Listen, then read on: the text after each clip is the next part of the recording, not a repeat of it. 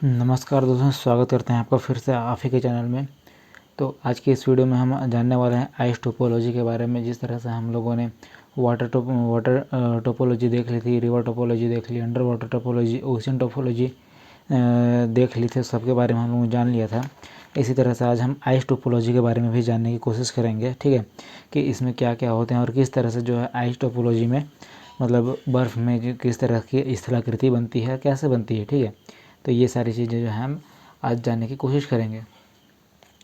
तो पिछली हम लोगों ने जितनी भी टोपोलॉजी पढ़ी है, जितनी भी स्थलाकृति पढ़ी है, सब में सबकी स्थलाकृति में बनने में मतलब ये जैसे कि पानी है, जल है, तो जल के द्वारा कैसे स्थलाकृति बनी, तो जल ने जैसे तोड़ फोड़ किया चट्टानों में तो उससे कुछ बन गया, ठीक है। उसी तरह से ओशियन में, उसी तरह से मिट्टी में भी कैसे छेद वगैरह हुए, किस तरह से ढलानें टूटी तो फिर कैसे मिट्टी में जो है स्थलाकृति बन गई। उसी तरह से आइस टोपोलॉजी में भी इसी तरह से कुछ होगा। बर्फ़ में ही किसी न किसी तरह की टूट फूट होगी, किसी न किसी तरह के उतार चढ़ाव होंगे, जिससे कि कुछ न कुछ आकार या आकृति बनेगी, ठीक है। तो उसी को हम जानने वाले हैं आज। तो चलिए फिर अच्छे से शुरू स्टार्ट करते हैं, ठीक है। तो आइस टोपोलॉजी, जिसे हम कहते हैं हिमनद, ठीक है, जिसे हम कहेंगे हिंदी में हिमनद या फिर बर्फ़ के द्वारा बनी स्थलाकृति, बर्फ़ के द्वारा बनी स्थलाकृति, ठीक है। तो आइस टोपोलॉजी क्या है? बर्फ़ के द्वारा बनी स्थलाकृति को ही हम आइस टोपोलॉजी कहते हैं। तो ये तो कोई डेफिनेशन नहीं हुआ ना कि हिंदी को इंग्लिश में ही कह के बता दिया गया, ठीक है। तो इसे जानने के लिए थोड़ा सा डीपली समझते हुए चलते हैं कि स्थलाकृति कैसे बनती है। तो बर्फ़ में जो भी स्थलाकृति बनती है, ये कभी भी शुद्ध बर्फ़ में नहीं बन सकती, ठीक है। स्थलाकृति कभी भी शुद्ध बर्फ़ में नहीं बन सकती, क्योंकि शुद्ध बर्फ़ में किसी भी प्रकार का अवसाद नहीं होगा, तो उसमें किसी भी प्रकार का घिसावट नहीं होगा। यदि घिसावट होगा भी तो बर्फ़ ऐसी चीज़ है जो घिस करके फिर से वहीं जम जाएगी, किस आकार में ले लेगी तो हमें पता ही नहीं चलेगा कि बर्फ़ पहले कैसे थी अब कैसे हो गई है, क्योंकि वो फिर से जम जाएगी, ठीक है। तो ये शुद्ध बर्फ़ में नहीं होगा। स्थलाकृति बनाने के लिए इसमें किसी न किसी तरह का अवसाद मिलना ज़रूरी है, जिससे कि उसमें जो है घिसावट हो, घर्षण हो। उसी घर्षण के कारण जब फिर से बर्फ़ जमेगी तो सेम आकार में नहीं जम पाएगी, ठीक है। अवसाद होने के कारण वो स्थान हमें अच्छे से दिखाई पड़ेगा। तो वहाँ पर जो स्थलाकृति बनेगी उसे ही हम कहेंगे हिमनद या फिर बर्फ़ के द्वारा बनी हुई स्थलाकृति, ठीक है।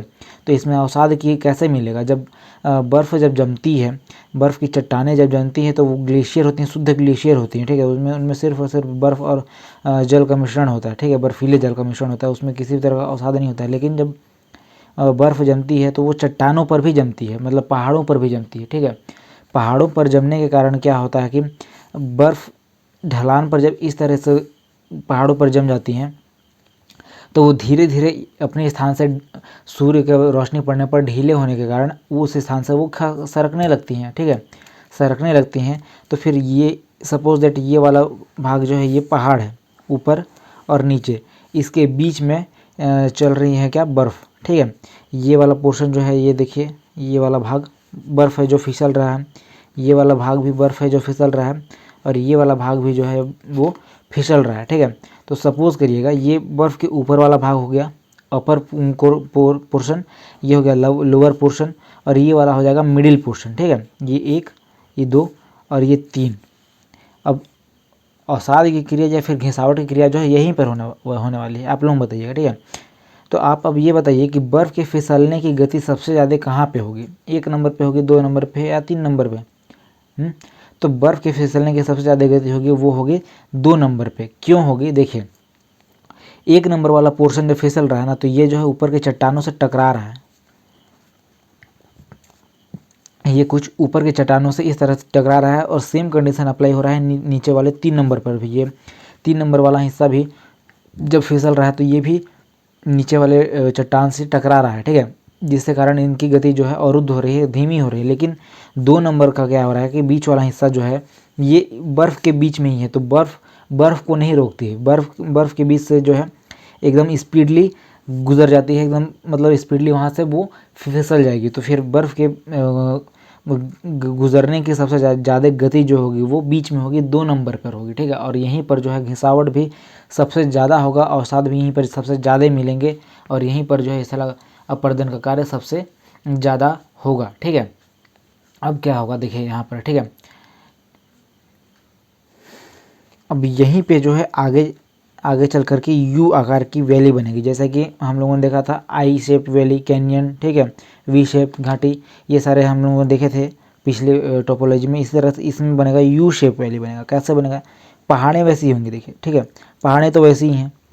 तो वाटर टोपोलॉजी में क्या हुआ था, रिवर टोपोलॉजी में पानी जब इन चट्टानों में यहाँ पर बह रही थी ना, नदियाँ जब यहाँ से निकल रही थी पानी, तो वो क्या कर रही थी कि वो यहाँ पर जमा होते होते होते वो यहाँ की मिट्टी को काट रही थी। ठीक है, काटने के कारण यहाँ पर क्या हो रहा था कि गार्ज बन गया था। ठीक है, और फिर वहीं नीचे का पोर्शन जो है ज़्यादा गड्ढा होता जा रहा था। ठीक है, लेकिन यहाँ पर ऐसा नहीं होगा। मिट्टी बर्फ़ जो आसमान से धीरे धीरे रुईदार बर्फ़ जो गिर रही है वो इन पहाड़ों को काटेगी नहीं, बल्कि वो क्या होगी, यहाँ पर जमा होती चली जाएगी। ठीक है, तो ये देखिए ये बर्फ़ यहाँ पे जमा होता चला जा रहा है पहाड़ पे, इस तरह से ये जमा होता चला जाएगा। ठीक है, ये जमा होते होते होते होते कुछ इस तरह का शेप ले लेता है। ये पहाड़ों को देखिए काट नहीं रहा है, ये खुद जो है जमा हो रहा है। ठीक है, ये देखिए अभी जमा होने के कारण कुछ इस तरह का आकार बना लिया है। तो इसी को हम कहते हैं यू शेप वैली। ठीक है, यू शेप की घाटी, यू शेप वैली। यहाँ पर ही यू शेप वैली किस तरह से बन गई आप लोग देख सकते हैं। यहाँ पर बर्फ़ जो है कुछ इस तरह से जमा होती गई, इकट्ठी होती गई, जिससे फिर क्या है यू शेप की वैली बन गई। अब इसी से एक और वैली बन जाएगा क्या, लटकती घाटी। वो इसी से मिलकर बनेगा। कैसे बनेगा देखते हैं। ठीक है, लटकती घाटी। लटकती घाटी कैसे बनेगी अब देखिए, यहाँ बर्फ़ इकट्ठी हो गई। बर्फ़ इकट्ठी होते होते एक टाइम पर ऐसा आएगा कि यहाँ पर एक बर्फ़ का चट्टान या फिर बर्फ़ का टीला बन जाएगा। ठीक है, ये देखिए मतलब ये समझ जाइए कि बर्फ़ है किसी तरह का। बर्फ़ है, कोई भी आकार में नहीं होता है बर्फ़, ये अस्त व्यस्त ही होता है बर्फ़। ठीक है, ये बर्फ़ है समझ जाइए किसी भी आकार का। अब क्या होगा कि इसी के नीचे देखिए एक छोटा बर्फ़ का एक और टीला आकर के जमा होने लगेगा। ये काले वाले पोर्शन को आप देखेंगे, ये भी कोई बर्फ़ का टीला है जो छोटा है। इस वाले बर्फ़ के टीले से ये वाला बर्फ़ का टीला जो है छोटा है, और ये जो है इस बड़े वाले बर्फ़ के टीले में ये चिपक जा रहा है। ठीक है, चिपक जा रहा है, और यही छोटा टीला जब इस बड़े बर्फ़ के टीले में चिपक जाता है तो इसी को हम कहते हैं लटकती घाटी, मतलब कि हैंगिंग वैली। इसे ही हम कहते हैं हैंगिंग वैली। जब ये छोटा बर्फ़ का टुकड़ा जो है बड़े बर्फ़ के टुकड़े में आकर के फिट हो जाता है, जमा हो जाता है, चिपक जाता है, तो अब इसे हम कहते हैं हैंगिंग वैली। अब इसी से एक और वैली बनेगी। वो क्या बनेगी, नूनाटक। क्या बनेगी दोस्तों, नूनाटक। सेम है नूनाटक और हैंगिंग वैली, बस थोड़ा सा फ़र्क है। देखिएगा क्या फ़र्क है। नूनाटक, यहाँ पे आप देख सकते हैं कि ये छोटा वाला बर्फ़ का जो टुकड़ा है ये बड़े वाले बर्फ़ के टुकड़े में जम गया है। यहाँ पे क्या होगा देखिएगा, ये भी एक बर्फ़ का टुकड़ा है। अब होता ये है कि ये चट्टान नहीं है, पत्थर नहीं है ना। ठीक है, ये पत्थर नहीं है, ये बड़ा बर्फ़ का टुकड़ा पत्थर नहीं है, जिससे कि ये छोटा बर्फ़ का टुकड़ा जो है चिपका ही रह जाएगा। बर्फ़ में क्या है ना किसी तरह का उतार चढ़ाव होता रहता है, ढकेलना खिसकना होता रहता है। तो ये छोटा बर्फ़ का टुकड़ा क्या करता है कि इस बड़े वाले बर्फ़ के टुकड़े को ढकेलने की कोशिश करता है, उसके अंदर घुसने की या फिर उसके अंदर छेद करने की कोशिश करता है। एक समय ऐसा आता है कि ये वाला जो छोटा बर्फ़ का टुकड़ा था ये इस बड़े बर्फ़ के अंदर जो है आकर के फिट हो जाता है। ठीक है, ये वाला छोटा टुकड़ा इस बड़े वाले बर्फ़ के अंदर आकर के यहाँ पर फिट बैठ जाता है। ये देखिए, ये छोटा वाला बर्फ़ का टुकड़ा था, ये अंदर आकर के बड़े बर्फ़ के टुकड़े के अंदर ये आकर समाहित हो गया। तो इसी को जब हम कहते हैं नूनाटक। हैंगिंग वैली और नूनाटक देखिए सेम तरह का, बस हैंगिंग वैली में छोटा बर्फ़ का टुकड़ा बाहर की ओर फंसा हुआ था। नूनाटक में क्या हुआ कि वही छोटा टुकड़ा बड़े बर्फ़ के टुकड़े के अंदर आकर के जमा हो गया, तो उसे हम कहने लगेंगे क्या, नूनाटक। ठीक है, अब देखिए बर्फ़ में जो स्थलाकृति बन रही है ना वो यही नूनाटक में आकर के नहीं रुक जाती है, और भी और कई सारी क्रियाएँ होती हैं। जैसे सपोज दैट देख लीजिए ये लाल वाला हिस्सा। ठीक है, ये लाल वाला हिस्सा ये बर्फ़ गिरा हुआ है। ये लाल वाले हिस्से में जो देख रहे हैं आप ये बर्फ़ गिरा हुआ है। ठीक है, ये पूरा का पूरा ही लाल हिस्सा ये बर्फ़ गिरा है, जो पहाड़ों पर है, जो है आसमान से बर्फ़बारी हो रही है। ठीक है, ये समझ जाइए कि बर्फ़ है, ये ऊपर वाला सरफेस हो गया बर्फ़ का, ये ऊपर का सरफेस हो गया। ठीक है, अब यहाँ पर क्या कंडीशन होगा या फिर यहाँ पे कौन कौन सी घटनाएं होने वाली हैं। देखिए अब क्या होगा, ये बर्फ़ का चादर जो है यहाँ पर बिछ गया चट्टानों पर। धीरे धीरे धीरे क्या होता है ना एक समय पे कि यहाँ पर जो है एक गड्ढा बनने लगता है या फिर छेद बनने लगता है या फिर हॉल बनने लगता है, ठीक है। जैसा कि आप लोगों ने चूना पत्थर वाले सरफेस में देखा था, कुछ यू शेप की बनी हुई थी, वैसे ही यहाँ पर भी एक गड्ढा बनने लगता है, ठीक है। इसी गड्ढे को हम क्या कहते हैं टेक्निकल भाषा में, सर्क। क्या कहेंगे दोस्तों, सर्क। लेकिन इसके बाद ये सर्क यहीं नहीं रुकता है, ठीक है। जैसा कि वहाँ पर डोलाइन था बना हुआ था, वो वहीं नहीं रुका, आगे जाके कुछ और भी बन गया।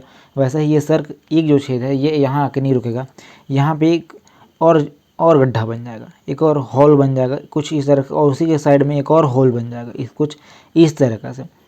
तो ये हॉल और ये वाले हॉल, इन दोनों के बीच में एक टीले की तरह आकृति बन गई। आप लोग देख सकते हैं यहाँ पर एक टीले की तरह आकृति दिखाई पड़ रही है। इसी टीले की आकृति को हम क्या कहेंगे, एरिटी। क्या कहेंगे दोस्तों, एरिटी। हिंदी इंग्लिश दोनों में हम इसे कहेंगे एरिटी। अब यही वाला जो है होल, ठीक है, ये गड्ढा जो है और आगे जाकर ये और ज़्यादा बनने लगता है, अधिक मात्रा में बनने लगता है कुछ इस तरीके से। देखिए ये कुछ इस तरीके से देखिए दिखाई पड़ रहा होगा आप लोगों को। तो ये वाले जो सफ़ेद वाला भाग आप लोगों को दिख रहा है, ये वाला भाग गड्ढे का है, और ये वाला भाग जो उठा हुआ है ये कुछ सिंह तरीके से आकृति, मतलब कुछ टीले की तरह से आकृति आप लोगों को दिखाई पड़ रही है ना। ये देखिए ऐसे ये कुछ सींग के समान दिख रही है, कुछ टीले की आकार की चोटी के समान दिखाई पड़ रही है। तो इसे हम क्या कह देंगे, श्रिंग कहते हैं दोस्तों। इसे क्या कहते हैं हम, श्रिंग, ठीक है। श्रिंग को हिंदी में हम क्या कहते हैं, सींग, ठीक है। सींग को हम कहते हैं श्रिंग। लेकिन ये बन कहाँ रहा है, पहाड़ों पर। तो हम पहाड़ों को क्या बोलते हैं, गिरी। तो इसे हम क्या कहेंगे, गिरी श्रिंग, ठीक है। गिरी का मतलब होता है पहाड़ और श्रिंग का मतलब होता है सींग। तो इस सींग की तरह से आकृति बनने वाली आकृति को, पहाड़ों पर बनने वाली आकृति को हम क्या कहते हैं, गिरी श्रिंग, ठीक है। क्या कहेंगे दोस्तों हम इसे, गिरी श्रिंग। अब क्या होगा दोस्तों देखिएगा, ठीक है। ये वाला जो पूरा बर्फ़ जो गिरा हुआ है, ये बर्फ़ ये जम करके पूरा जो है ठोस ग्लेशियर का रूप ले लेता है, ठीक है। ग्लेशियर पूरा ठोस ग्लेशियर का रूप लेता है, ठोस चट्टान का रूप ले लेता है कुछ इस तरीके से, ठीक है।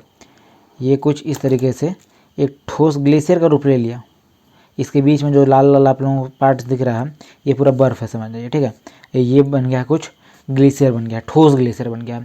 कुछ समय बाद ऐसा होता है ना दोस्तों कि इसमें इस ग्लेशियर के बीच में इसका भी सरफेस ये नीचे है, ठीक है। ये सरफेस इसका नीचे है और ये पूरा चट्टान बना हुआ है।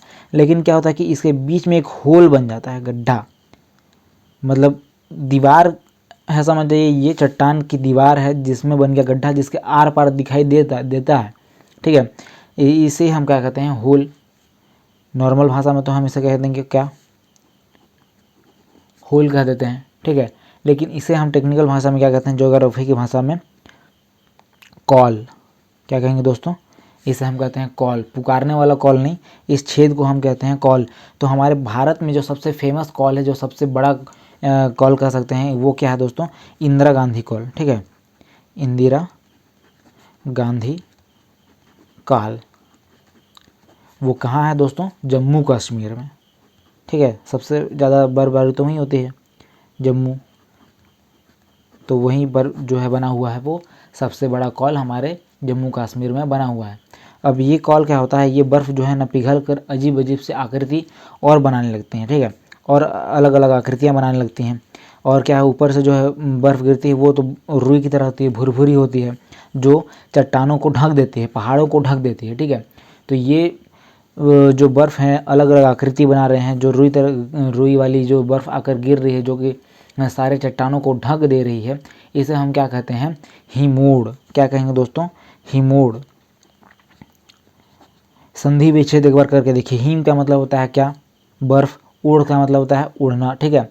तो ये कुछ ऐसा प्रतीत होता है कि जैसे पर्वतें जो हैं वो पूरे बर्फ़ से खुद को ओढ़ ली हैं, खुद को ढक लेती हैं, ठीक है। इसलिए हम कहते हैं इसको हिमोड़। लेकिन ये बोलचाल की भाषा में हम इसे कहते हैं हिमोड़।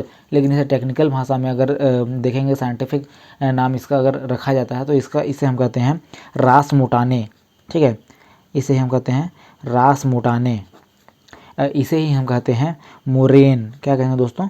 मोरेन। यही मोरेन है जो आप घूमने जाते हैं बर्फीली जगहों पे तो हाथ में उठा करके जो बॉल बनाकर फेंकते हैं एक दूसरे के ऊपर, यही रासमोटाने या फिर यही मोरेन होता है। ठीक है, वो कोई ठोस चीज़ नहीं होती है, वो एकदम रुई की तरह होती है, आप लोग सब देखे हुए हैं। ठीक है, अब देखो आगे क्या होगा। अब ये देखिए, ये बन गया पहले तो ये पहाड़, और इस पे बन गई है बर्फ़, जम गई है बर्फ़, इस पे जमी हुई बर्फ़। इसमें जब ये छेद हो गया तब इसे हम कह दिए क्या? कॉल, कॉल कह दिए। इसमें जब ये बर्फ़ ओढ़ लिया, ये चट्टान जब ये बर्फ़ की चादर ओढ़ ली, तब इसे हम क्या कह दिए? रासमोटाने, रासमोटाने कह दिए या फिर मोरेन कह दिए। अब क्या होगा ना, ये वहीं पर जाकर नहीं रुकेगा। जैसा कि नदियाँ जो है कहीं ना किसी समुंदर में जाकर मिल जा रही थी, वो उसी तरह से ये चट्टानें भी कहीं ना कहीं जो पानी में रहती हैं, किसी न किसी समुंदर में तो रहती हैं चट्टानें। देखी आप लोग सब देखे हैं, डिस्कवरी में देखे होंगे कि समुद्र के किनारे या फिर नदी के किनारे बड़ी बड़ी चट्टानें होती हैं जहाँ पर बर्फ़ वगैरह जमे हुए होते हैं। वह उसी तरह से ये चट्टान भी कहीं ना कहीं जाके नदी में मिली होती है। ठीक है, और इसी चट्टान के नदी में मिलने के कारण ये बर्फ़ भी क्या होते हैं आखिरी में जो है, या समुंदर में या फिर बर्फ़ में जाकर के मिलने लगते हैं, ढलान के कारण उनमें गिरने लगते हैं। ठीक है, ढलान में गिरने के कारण क्या होता है, ये सपोज दैट ये नदी है। ठीक है, ये नदी है, नदी, और इसमें क्या है, अब इसमें अब जो है बर्फ़ के टुकड़े गिर रहे हैं, ये बर्फ़ गिर रहे हैं इसमें। ठीक है, बर्फ़ जो है नदियों में गिरने लगते हैं, तो ये बर्फ़ नदियों में डूबते नहीं हैं, उसमें तैरते रहते हैं। और ना वो डूबते हैं और ना वो नदी में जाकर के वो पिघल जाते हैं, वो तैरते रहते हैं। और तैरते तैरते पानी जो है बर्फ़ को नीचे से काटते रहती है, उसे नीचे से छाँटते रहती है, तो इसका आकार जो है उल्टे नाव की तरह बन जाता है। ठीक है, पानी में बर्फ़ का आकार जो है उल्टे नाव की तरह बन जाता है। इसे हम कहते हैं, इस उल्टे नाव वाले आकार को हम कहते हैं ड्रमलीन। क्या कहेंगे दोस्तों? ड्रमलीन। लेकिन ये ड्रमलीन क्या होता है, एक जगह पे स्थिर नहीं रहता है। ठीक है, ये पिघल नहीं रहा है भले, लेकिन ये एक जगह पे स्थिर भी नहीं है, और नदी जो है इसको काट रही है, और नदी इसे अपने साथ बहा कर ले भी जा रही है। ठीक है, ये बर्फ़ का टुकड़ा है, बर्फ़ का चट्टान का टुकड़ा है, जिसको नदियाँ जो हैं आगे बढ़ाकर ले भी जा रही हैं। अब इसी ड्रमलीन जो है काट छाट कर होने के कारण ड्रमलीन बन गया है। नदी से और आगे ले जाकर और काटेगी छाँटेगी, काट छाँट कर जो है इसे टुकड़ों में बांट देती है, इस बर्फ़ को टुकड़ों में बांट देती है। तो इसी टुकड़े को हम क्या कहते हैं फिर? एस्कर। क्या कहेंगे दोस्तों? एस्कर। ठीक है, अब जैसा कि आप सब देख सकते हैं, ये बर्फ़ का टुकड़ा जब पानी में तैर रहा था तब तो ड्रमलीन, फिर उसको आगे ले जाकर पानी अच्छे से काट छाँट के टुकड़ों में बांट दी, तब इसे हम कहते हैं फिर क्या? एस्कर। क्या कहेंगे दोस्तों? एस्कर। एस्कर के बन जाने के बाद ये बर्फ़ कहीं ना कहीं आगे जाकर के इतनी छोटी हो गई हैं कि ये फिर आगे जाकर के ये पिघलने लगते हैं, नदियों में ये पिघलने लगते हैं। ठीक है, तो इसके बाद जो है यहाँ पर जो है बर्फ़ थोड़ा थोड़ा ख़त्म होने लगती है, लेकिन यहीं पर ये काम ख़त्म नहीं होता है। जैसे कि नदी के किनारे को हम कह दिए थे तट, समुद्र के किनारे को हम कह दिए थे पुलीन। ठीक है, इसी तरह से इसका भी कोई ना कोई किनारा होता है जो चट्टानों के तट पर जाकर बनता है। इस तट को हम क्या कहेंगे दोस्तों? इसे हम कहते हैं कास्ट।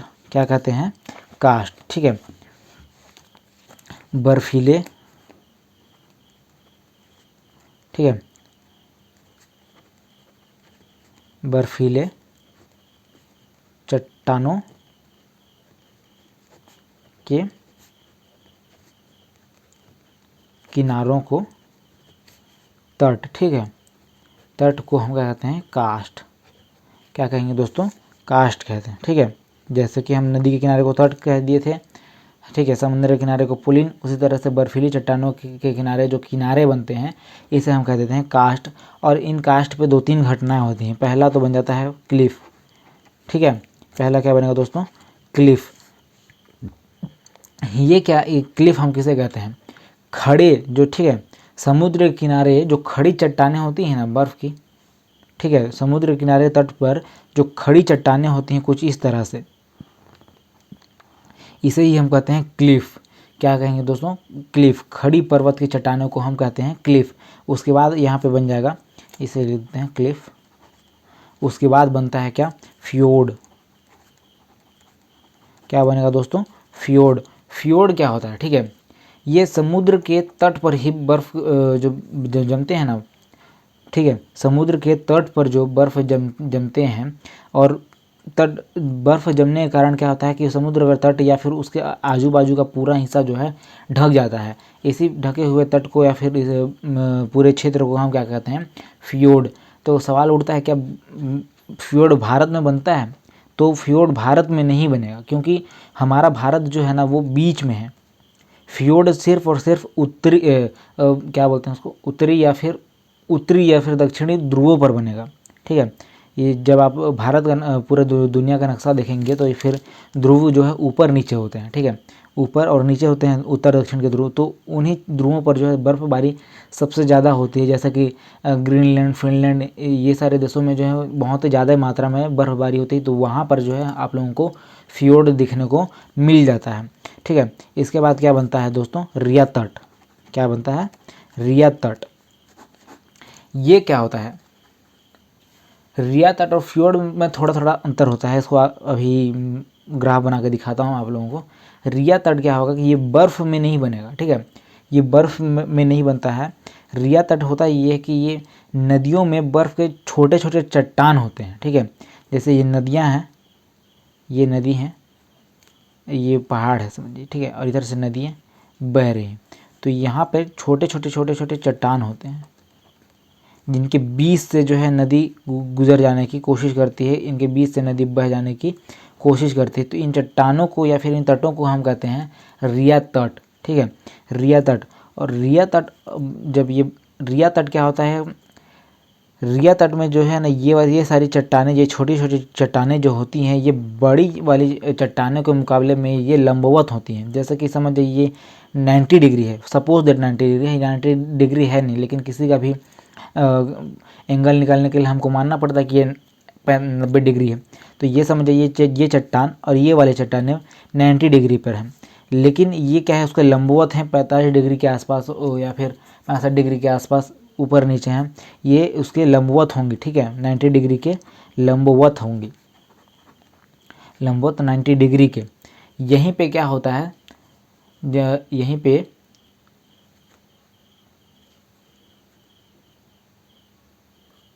बन जाता है डाल्मेशियन तट, ठीक है। क्या बन जाता है यहीं पे, डाल्मेशियन तट, डाल्मेशियन तट, ठीक है। ये वाला हो गया रिया तट। अब देखिए डाल्मेशियन तट, दोनों में बहुत ज़्यादा अंतर नहीं होगा। जैसे रिया तट में पर्वतें जो हैं वो 90 डिग्री के लंबवत में है। यहाँ पर क्या होता है, ये देखिए ये पर्वत हो गया, यहाँ पर भी क्या होगा कि इसमें भी छोटे छोटे घाटियाँ होंगी, लेकिन ये आगे की ओर होती हैं, ठीक है, ये आगे की ओर होती हैं ये चट्टानें। और ये चट्टानें मुख्य रूप से क्या इनका कार्य होता है कि ये पानी को रोकने का प्रयास करती है।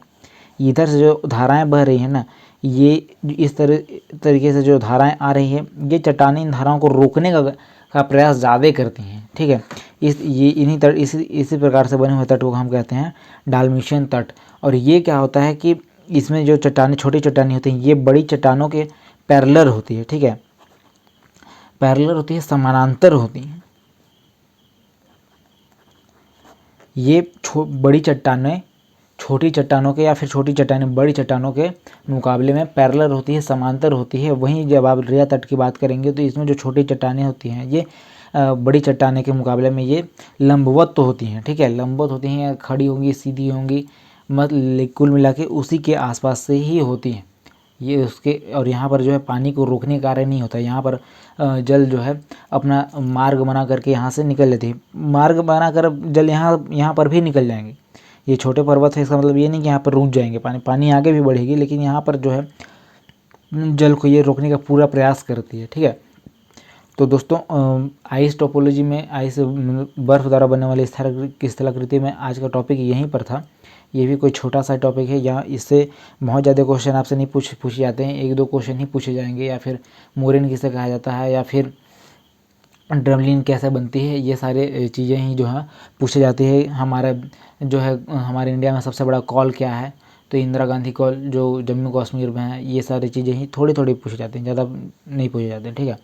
तो इसके बाद हम आने वाली वीडियो में रेत द्वारा बनने वाली स्थलाकृति के बारे में जान लेंगे। उसके बाद जो हमारी टोपोलॉजी खत्म होने को आ जाएगी। उसके बाद हम क्या पढ़ेंगे ये हम आपको आने वाले वीडियो में ही बताएंगे, ठीक है।